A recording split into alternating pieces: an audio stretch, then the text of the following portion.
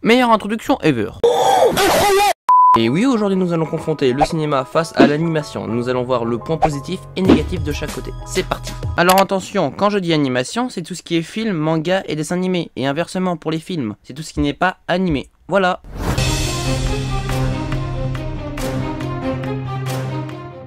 Il est vrai que du côté du cinéma, il y a des points qu'on ne peut retrouver dans l'animation. Je pense par exemple au jeu d'acteur, qui lui est un être humain. Mais non. Et donc c'est lui qui agit et donne vie au personnage. Un bon acteur ou une bonne actrice doit réussir à bien incarner son personnage. Il ou elle doit réussir à nous transmettre des émotions à travers un écran, et donc de les ressentir. Ils doivent également être polyvalents et accepter tout rôle, ce qui bien sûr n'est pas le cas du côté de l'animation. Mais on en reviendra de ça plus tard. Dans la réalité, nous avons aussi le domaine de l'audiovisuel, et donc tout le travail des caméras, des décors, des costumes, des lumières, des lieux, etc. Tout ce travail contribue à un esprit d'équipe. Et tout cela, on le retrouve également dans le domaine de l'animation. Alors certes, il n'y a pas de caméra, des lumières et plein d'autres choses, mais on retrouve les décors, les costumes sous forme de dessin. Et oui, cela s'appelle le setting. Tout comme le cinéma, l'animation possède de différents plans. Le doublage, le mixage, le storyboard, enfin plein de choses qui semblent logiques. Mais attention, l'animation possède également plein d'attributs que le cinéma ne peut avoir. Comme je viens de vous le dire, l'animation, contrairement au cinéma, possède de nombreux cas que le cinéma ne pourrait retranscrire à l'écran, tels que...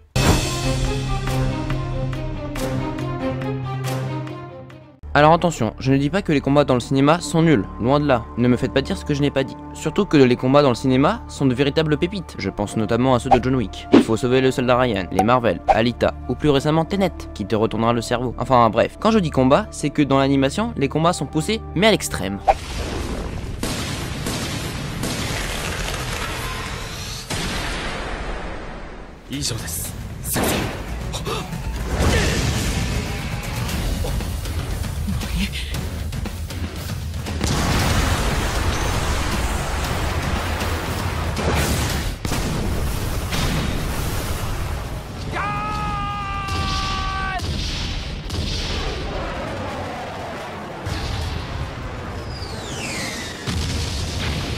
En plus d'avoir des super combats, l'animation possède également les émotions, mais encore une fois poussées à l'extrême. Je dis ça, mais en fait c'est plus simple de reconnaître les émotions sur un personnage. Je veux dire que quand par exemple un personnage pleure ou rigole, on peut savoir à quel degré précisément elle est. Je sais, c'est bizarre dit comme ça. Bon, pour l'instant nous avons vu les combats et les émotions poussées à l'extrême, mais le cinéma peut en faire tout autant. Mais il y a un point où le cinéma ne peut vraiment reproduire.